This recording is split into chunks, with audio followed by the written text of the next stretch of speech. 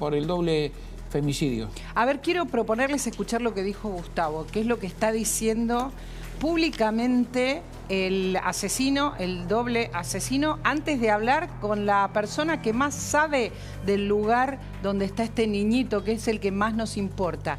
Les quiero proponer escuchar lo que dijo en la voz de este doble femicida. Mirá. Por explotación sexual infantil. No está arrepentido. Está arrepentido. Y por secuestro. Cuando rescaté a mi hijo. ¿Por qué mataste a otras personas? Yo rescaté a mi hijo e hice lo necesario para rescatarlo. ¿Por qué mataste a Martín? Yo estoy en paz porque ahora él está seguro. ¿Estás arrepentido de algo? Yo hice lo necesario para rescatar a mi hijo de un contexto de trata. ¿Estás arrepentido? ¿Estás arrepentido?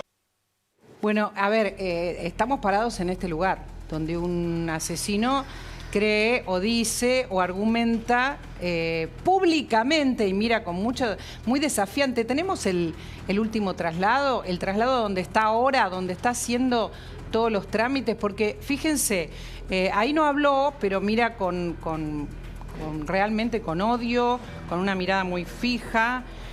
Y de verdad inquieta esta cuestión, porque estamos hablando todo el tiempo, en las últimas horas, con Gustavo, de femicidios que se suman. Estamos hablando de una especie de cierta impunidad, de un señor que está en una organización, Varones Unidos, y que terminó siendo quizás un triple asesino, porque también está investigado e imputado por el asesinato del remisero que lo trasladó. Y esto nos inquieta a todos, es el tema del día. Sin arrepentimiento, con absoluta frialdad, con absoluta conciencia de que sabía que lo que hizo estaba mal, pero justificándose, manifestaba: estoy en paz porque ahora mi hijo está seguro y lo rescaté de un contexto de red de trata. Él se justifica, con lo cual no va a pasar como inimputable. No, claro. Su destino es una condena a prisión perpetua. No le cabe otra más que pasar por lo menos 35 años en la cárcel, y además justificándose también entre sus pares de Varones Unidos también, María Laura, porque este mensaje no se lo da a los policías ni a los periodistas. Este mensaje es para el resto de aquellos que lo apoyaban en Varones Unidos. Y esto es lo que más miedo nos provoca. Si ustedes pueden ver, lo pueden ver a él hablando en una de las veces que habló. Esto también puede generar, como pasa con otras cuestiones psicológicas, algún tipo de copia, de replique, es lo que está diciendo Gustavo, de contagio, exactamente, en estas organizaciones donde gente que tiene quizás restricción para acercarse a su familia, se pone en el lugar de víctima y tiene voz en este tiempo, y tiene medios y tiene redes para decir lo que dice. Está sucediendo, están aumentando los femicidios. Quiero compartir con ustedes lo que dijo el ministro de Seguridad de Córdoba. Nosotros creo que lo tenemos por ahí. El ministro de Seguridad también habló. Y habló de la URTA y de lo que está pasando con la URTA ahora en Córdoba, según las autoridades más importantes de la seguridad de Córdoba. A ver. Lo que hace ahora es imputarlo, notificarlo de la imputación, y posteriormente será llamado a prestar declaración indagatoria. ¿Cuál será el traslado más o menos? Al mediodía. Nosotros tenemos previsto hacerlo al mediodía y que en la hora de la siesta ya esté alojado en el establecimiento penitenciario donde va a cumplir el alojamiento que corresponde. Con tranquilidad, como lo hace el profesionalismo, con lo que lo hace Guardia de Infantería, con la unidad de traslado, y acompañado por una unidad del éter. Ustedes vieron que fue un procedimiento y un proceso y un operativo importante que me parece que ameritaba la situación. ¿Lo puede reclamar para otro proceso? La URTA está a disposición por orden del juez de Gualeguaychú, que fue el lugar de la detención, está a disposición de dos juzgados: el juzgado de Concordia, que es donde cometió el homicidio del chofer de Uber, y a disposición del juzgado de control de violencia familiar de Córdoba. Bueno, mientras tanto les cuento que está con nosotros, y es una visita muy importante para nosotros, también la ministra de Desarrollo Humano de Córdoba. Ese es el título exactamente, ¿no es cierto, ministra? Sí. Hola, bueno, María Laura, ¿cómo están? Bien, la licenciada Liliana Montero, que nos va a explicar dónde está parado Pedro, dónde está el niño. Decía recién Gustavo que el niño está con una familia transitoriamente. ¿Qué tipo de familia, de qué estamos hablando? Estamos hablando de una familia de acogimiento. Nosotros en la provincia de Córdoba tenemos un programa específico que es de familias de acogimiento y este año, por decisión del gobernador, ese programa, que es un programa que lleva 10 años en la provincia, hemos ampliado y tenemos esto que se llama familias de emergencia. Sí.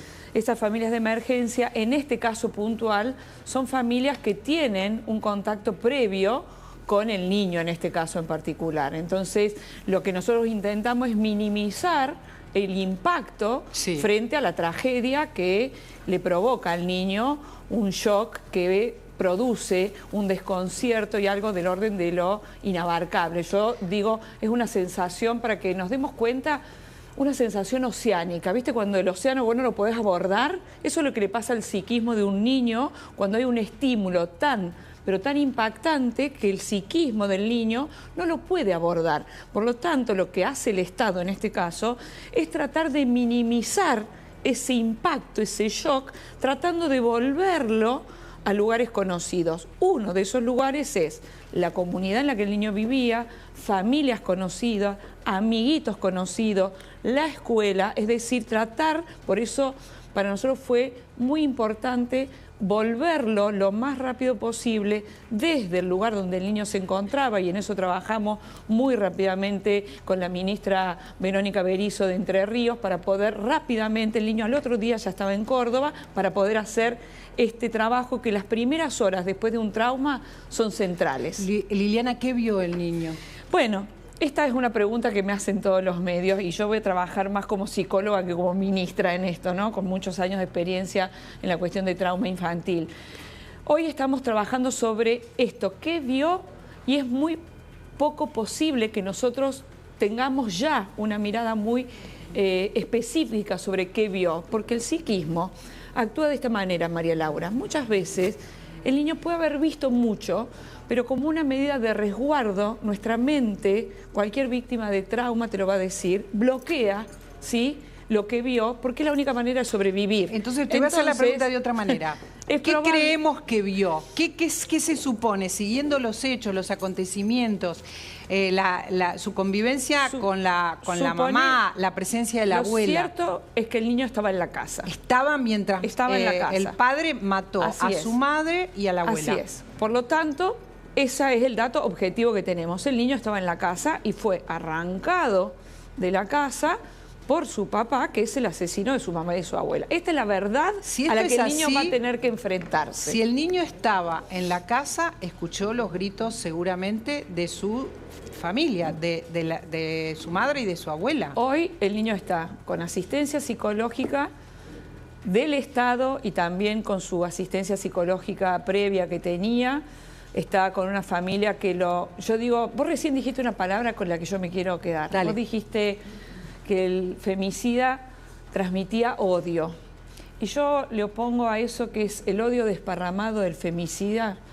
Hay una esperanza organizada, que es la que tiene la comunidad, la escuela, la familia que lo alberga, y eso es lo que se contrapone como un versus, ¿no?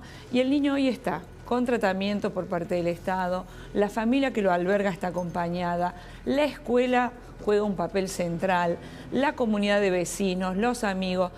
Cómo el niño va a ir recibiendo esa verdad es paulatina. Correcto. Cuando el niño va a construir su vida de acá para adelante, también va a ser paulatino. Okay. No son medidas que se tomen, estamos como en dos etapas. Una es la inmediata, que va a llevar sin prisa pero sin pausa. Correcto. Y otra es donde el niño va a construir su vida para adelante. Eso es lo que los equipos del Estado provincial hoy estamos evaluando. ¿Y cuál es la asistencia psicológica? La asistencia psicológica la provee el Estado, del niño, digo, ¿no? Sí, hoy el Estado provincial se está haciendo cargo. Ella tenía una terapeuta previamente que venía trabajando con él por otras cuestiones. Antes de que mataran a su mamá.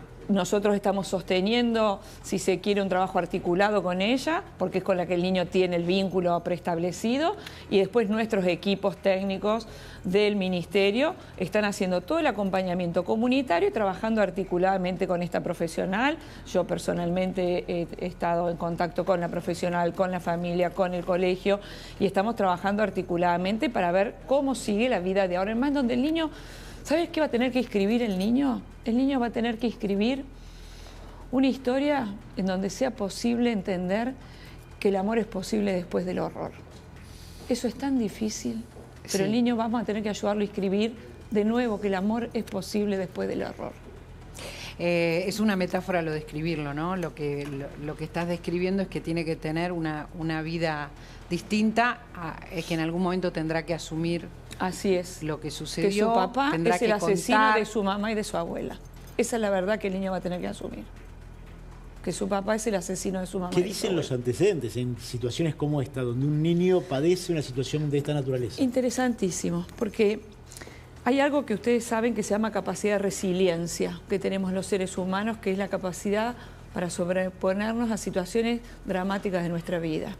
Yo a veces lo pongo en el cuerpo porque para las personas es más fácil darnos cuenta. Si vos tenés un accidente y de pronto perdiste un miembro, es probable que vos puedas recuperar funcionalidades, ¿no?, con otras partes del cuerpo. Ahora, cada vez que mires eso, o que fuiste parte de un estallido, cada vez que pase algo vas a sobresaltarte.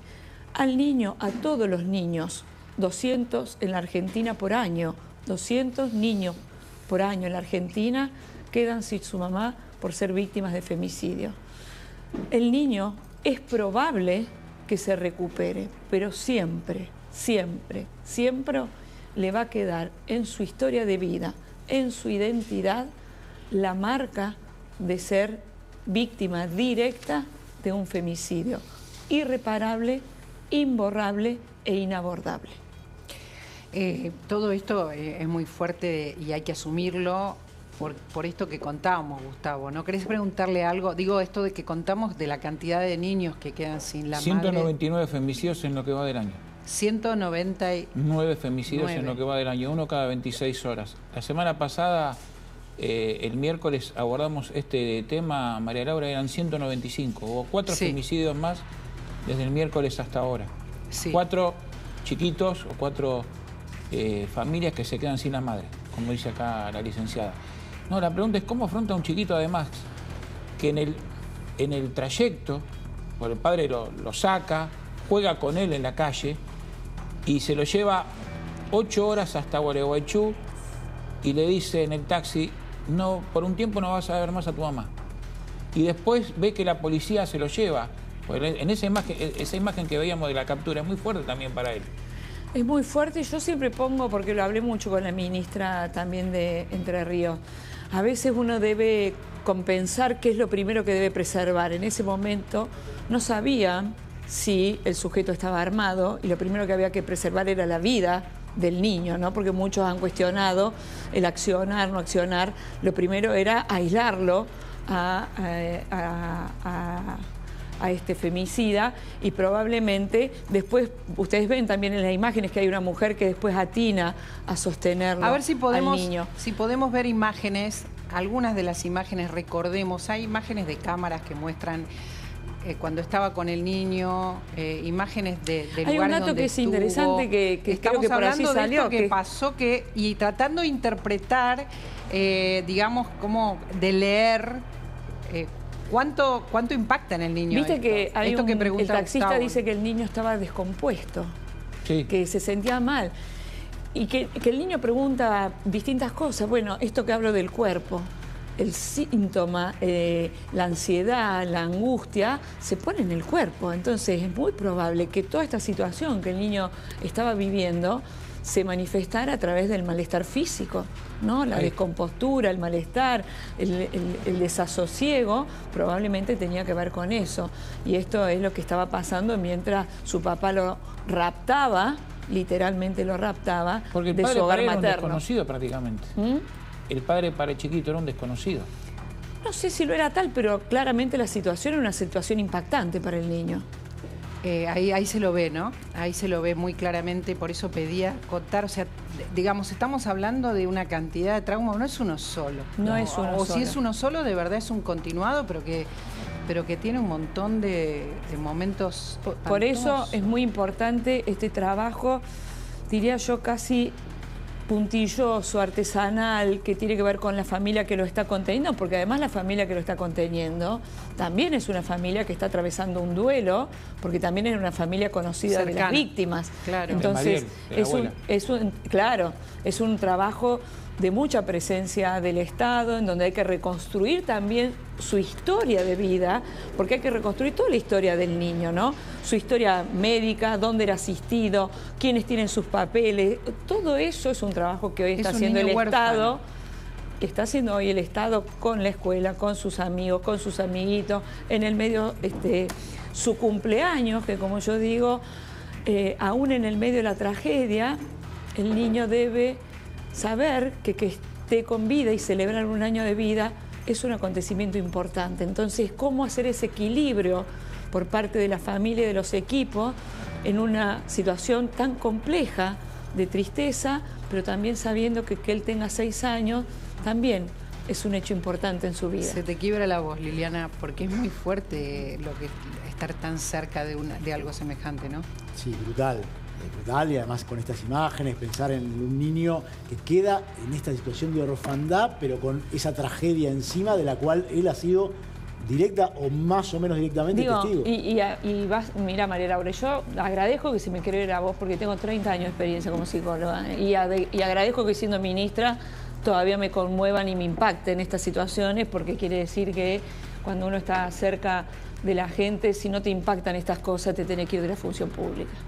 Ministra, ¿usted cree que, viendo lo que pasó, teniendo los antecedentes que había, el Estado hizo lo suficiente para que esto, bueno, tratar de evitarlo, aunque no lo pudo evitar, o se pudo haber hecho algo más? Porque esta es la pregunta que nos queda. ¿Había una cantidad de antecedentes y situaciones previas, digo, desde historias de esta persona habiendo estado merodeando la casa, en el techo de la casa, digo, ¿usted cree que hizo lo suficiente el Estado? El Estado, digo, en todos sus niveles. Mire, el Poder Judicial, la Fuerza de Seguridad, todos los niveles del Estado.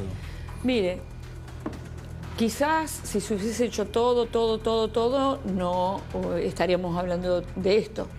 Sí entiendo que el Poder Judicial de la provincia de Córdoba ha dispuesto una investigación administrativa. Creo que las áreas pertinentes que tenían que intervenir también. Me parece que habrá que revisar. Liliana, y también si él llegó a pasar arriba del techo, 3 noches. Arriba del techo, si él llegó a lo que llegó, evidentemente el Estado no hizo lo suficiente. Y también quiero decir, en esto del Estado, ¿qué hace el Estado? Porque para mí es un tema central, que es ¿qué hace el Estado en todas sus dimensiones? Digo, el Estado provincial, los estados locales, el Estado nacional, digamos, porque también Córdoba tiene, por ejemplo, una Secretaría de Estado, que sigue siendo Secretaría de Estado de la Mujer. Tenemos un polo de la mujer que es emblemático en la República Argentina. Y yo lo digo esto y lo digo con toda la responsabilidad que me da ser ministra y además ser parte de los movimientos de mujeres que hace muchos años luchamos por el reconocimiento del femicidio como figura. Cuando desde el Estado Nacional se niega y se pone en cuestión el femicidio como figura penal, es muy complicado, porque el Estado Nacional, o quien conduce, opera como el padre de la familia, como la madre de la familia. Es como que vos estés en tu casa y le digas a tu hijo, no, mira, sí, la ley dice que está mal robar, pero acá en casa vamos a hacer otra cosa. Eso no sirve. Liliana, no sirve. El señor pasaba como si tal cosa, cuando tenía todo tipo de restricciones judiciales. Hay que hacer una autocrítica enorme, porque el polo de la mujer no nos sirve para nada si entran igual y matan igual. Sí sirve en el marco de la cantidad de políticas de Estado que sí hay. Lo entiendo, pero vos podés comprender que lo que pasó no tiene coherencia con lo que vos estás trabajando, digamos. Sí, lo que sí es cierto es que hay cientos de víctimas de violencia de género que sí están siendo asistidas, que sí se ha frenado, que sí se puede hacer. Creo que este caso debe servir, obviamente, para cuestionarnos entiendo que se debería hacer. Te pone muy incómoda seguramente porque no está en tu potestad. pero digamos, hay algo que no funcionó, ¿de parte de la justicia o de parte de la seguridad de la provincia? Habrá que mirar si desde ambos poderes se hizo todo lo que se tenía que hacer. Todo no se hizo, eso lo podemos afirmar. La pregunta de Claudio es la pregunta, porque todo no se hizo, porque esto sucedió.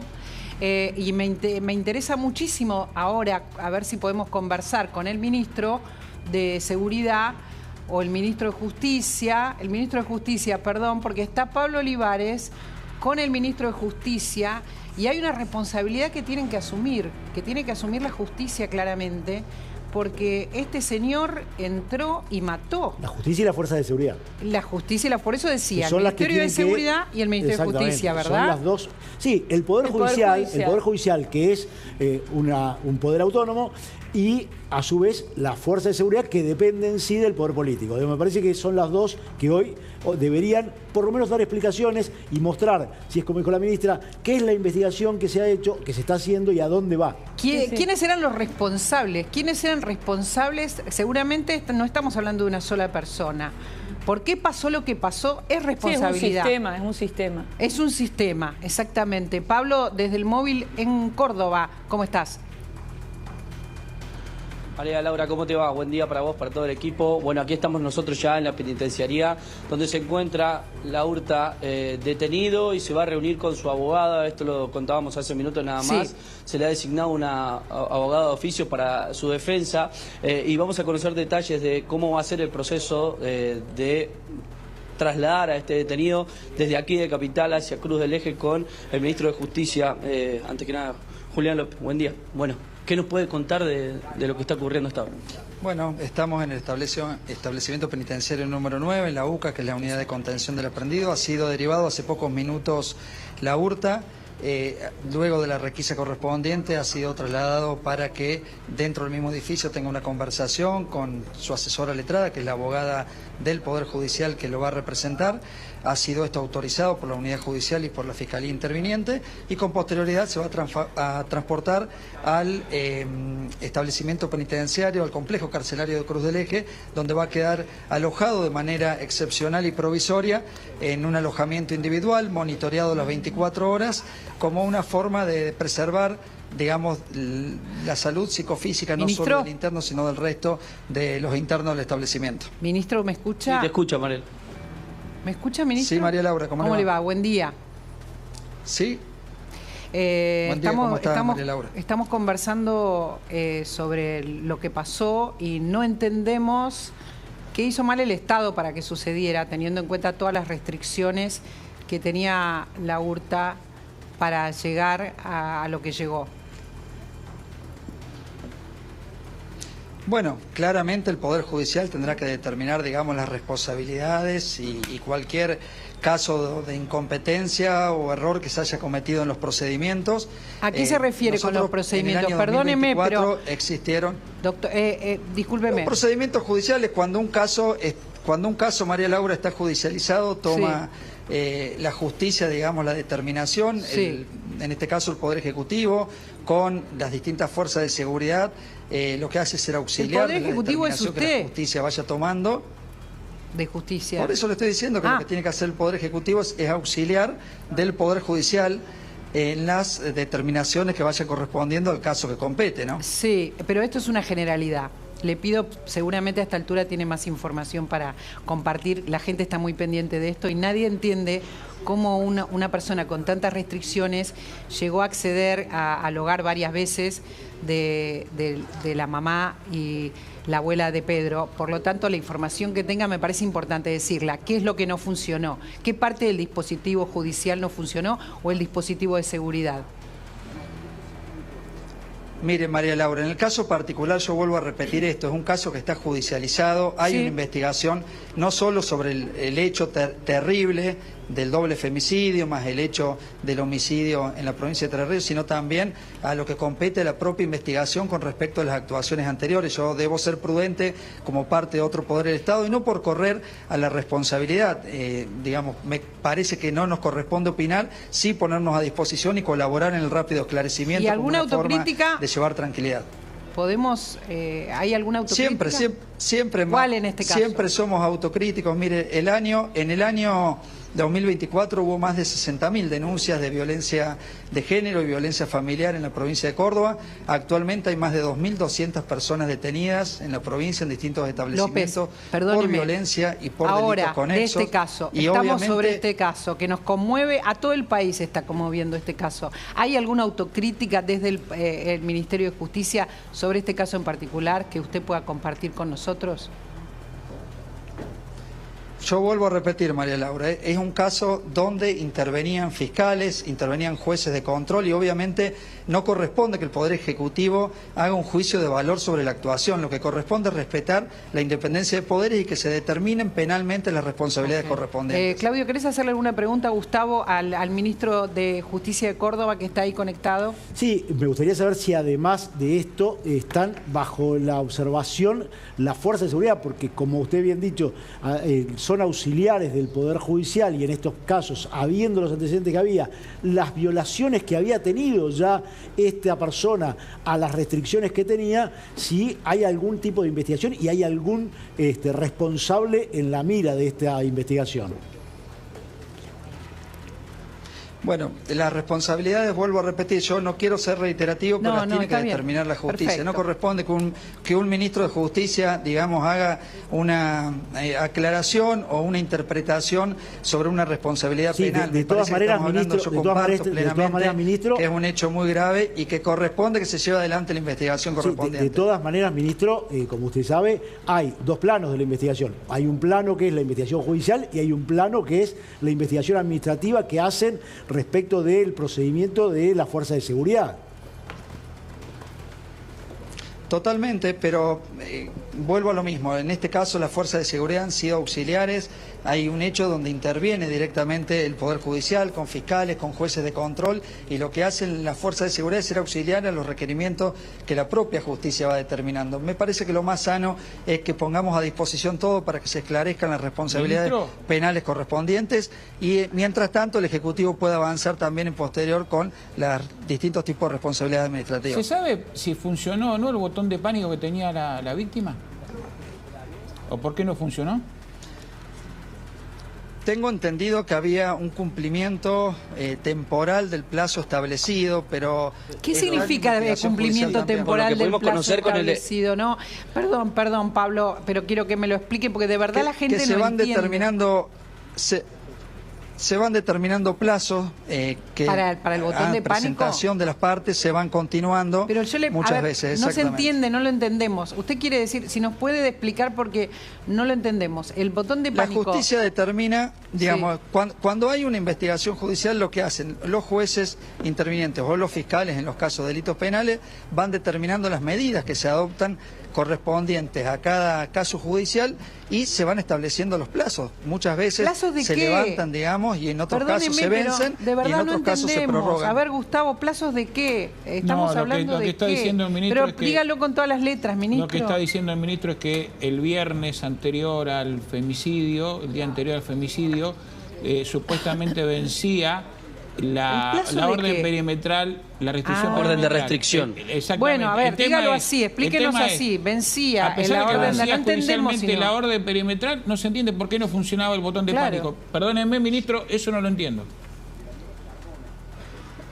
Bueno, hay que ver si ha sido activado en ocasiones anteriores. Yo vuelvo a ser muy claro en esto. Me parece que lo fundamental acá es un caso que todos coincidimos que es un caso horroroso y que lo que necesitamos es que se establezcan las responsabilidades correspondientes. Y para eso hay que dejar que la justicia actúe e investigue hasta las últimas consecuencias.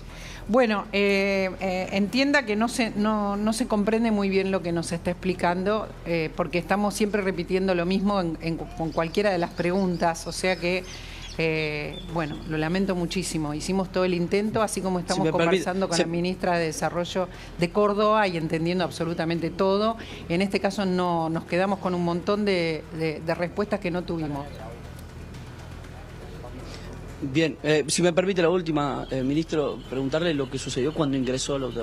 ¿Por qué se lo separa la UTA? Bueno, va a ser trasladado, digamos, por eso decíamos un alojamiento individual como una forma de preservar no solo la salud psicofísica del interno, sino también del resto. El establecimiento ha sido insultado desde el resto de los pabellones de manera muy fuerte y es algo que era previsible por el tipo de delito que presuntamente cometió. Gracias, Pablo, muchas gracias. Disculpe, bueno, para cerrar, sí, María Laura, dos consultas de estas que ustedes hacían, sí, brevemente. El botón antipánico se activa porque se queda sin batería en el domicilio. Claro. Sí, o sea, estaba en funcionamiento y lo tenía en el momento del hecho. Sí, pero la policía no fue. Marcaban recién Espera, escucha, Pablo, escuchalo a Gustavo. Pero la policía no fue, Pablo. Sí. Eso no lo digo yo, lo dicen los vecinos. Claro. Fue a las 20, por eso fue a las 20 cuando ocurrió el hecho, eso es lo que contamos. Cuando aparecieron antes no entraron al domicilio y en eso coincidimos, Gustavo, lo poníamos en los testimonios. A las 20, el viernes se queda sin batería y no entran al domicilio. Y el homicidio ocurra y a Luna y a María la matan al día siguiente. Había sido. Sí. Pablo, ¿sabés qué? Estas son las respuestas que también estábamos esperando del ministro. Alguna respuesta, no entendimos nada. No respondió nuestras preguntas, solo quería hablar de los traslados y no de lo central, que si el Estado tiene que ocuparse de estas cuestiones, ¿qué fue lo que pasó? Ni siquiera del botón antipánico. Estamos hablando con vos, que tenés muchísima más información que el ministro de Justicia de Córdoba, que ni siquiera nos dice se quedó sin batería. Entonces, quiero que entiendas lo que nos está pasando, porque otras áreas del gobierno de Córdoba, como por ejemplo la ministra de Desarrollo Humano, está acá. Entonces estamos informándonos por Gustavo Carabajal y por Pablo Olivares qué fue lo que pasó, qué es lo que no funcionó. ¿Entendés, Pablo? ¿Coincidís? Coincido. Sí, coincido con ustedes, obviamente. Uno espera por ahí que tenga una determinación, un mea culpa como ustedes marcaban, ¿no? O información también, ¿no? Por lo menos información. Y si no hay información, algo de revisión del modo de trabajar. Pareciera que no lo hay y tampoco hay información. La información no la tenemos gracias al Ministerio de Justicia, que también es responsable, como todo el Estado que tiene que responder a estas personas que están siendo amenazadas y que terminan asesinadas. Pablo, ¿me avisás cuando haya algo para contar? Entiendo que vienen más traslados. Sí, obviamente desde aquí, desde donde estamos nosotros en la zona de Barrio Güemes, va a ser trasladado a Cruz del Eje. Obviamente ya la URTA está reunido con su abogada defensora, que obviamente le oficia el Estado. Como decíamos, lo había pedido allí en Jefatura de Policía, por eso mismo se hace presente aquí. Después de esa charla será directamente que tomen la decisión de trasladarlo a la penitenciaría, donde va a estar detenido, que es en Cruz del Eje, aproximadamente 2 horas y media aquí de Capital. Bueno, muchas gracias. Si hay algún movimiento, estamos con vos cuando vos lo dispongas. Muchas gracias, Pablo. Está con nosotros, ustedes saben, la ministra de Desarrollo Humano de Córdoba, que por suerte sí nos está dando respuestas, Claudio, Gustavo, que son importantes. Lamentablemente no logramos entender ¿por qué no estuvo el Estado en el momento en que se quedó sin batería, el botón de pánico? ¿Por qué, como dijo Gustavo, no acudió la policía? Y así podemos seguir. Lo que está claro es que lo que dijo el ministro, lo que acaba lo dijo la ministra antes, hay una investigación.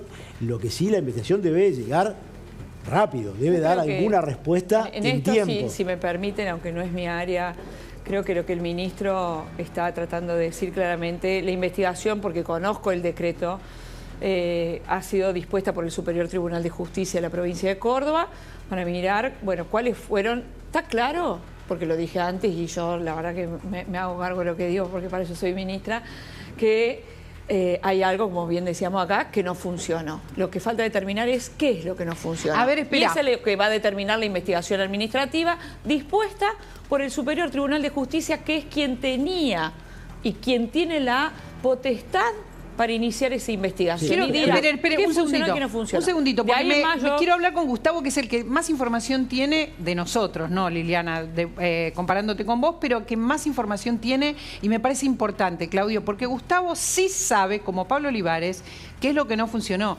Lo que tenemos que ver es quiénes no hicieron lo que tenían que hacer. ¿Qué es lo que no funcionó, Gustavo? Toda la cadena de lo que no funcionó. No, no me voy a ir a lo que pasó en Entre Ríos, que una persona cruza la frontera con una canoa armado, no lo paró nadie, las fronteras son un colador, recorrió 3 provincias, Entre Ríos, Santa Fe, armado, y llega a Córdoba, está vigilando alrededor de la casa, porque esto no lo dijimos, Él vigiló con una mira telescópica durante 2 días previos al femicidio, y esperó el momento, porque la policía fue a las 8 de la noche, pero no entró en la casa, porque se había quedado sin batería el botón de pánico.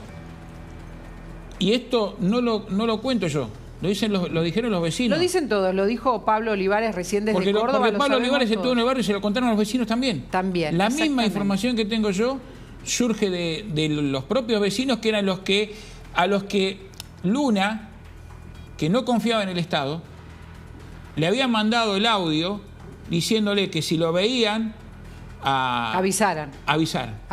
Hablaba con los vecinos, porque el Estado al que había recurrido no funcionaba la seguridad o la justicia, ¿no? Por eso hay 2 planos de la investigación. Una es la que el Superior Tribunal indica respecto de los procedimientos judiciales, y otra claramente que tiene que hacer la policía de la provincia de Córdoba, el Ministerio de Seguridad de Córdoba, respecto de los auxiliares de justicia, es decir, la policía, respecto de qué es lo que hicieron, por qué no detectaron que estaba merodeando este personaje, por qué no detectaron que podía haber ocurrido algo en el tiempo en el que se queda sin batería el botón antipánico. Es decir, hay una cantidad de ventanas, de cosas que ocurrieron irregulares que obviamente debe haber 2 planos de investigación. Una es la que dispuso el Ministerio, la Corte Suprema, la Suprema Corte Provincial, y otra es la que tiene que hacer el Poder Ejecutivo Provincial.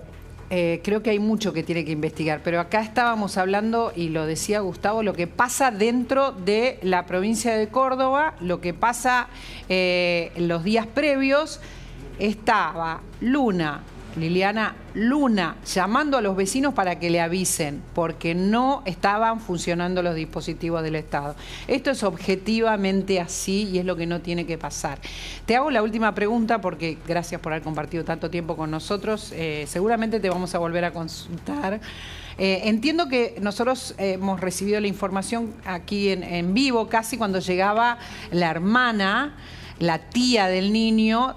¿Puede llegar a quedarse a cargo la tía del niño? ¿Qué es lo que se prioriza en relación a la familiaridad? Porque quizás la mamá de un amiguito de Pedro es quizás más cercana a una tía que vive en Chile. Te pregunto, pensando en el niño.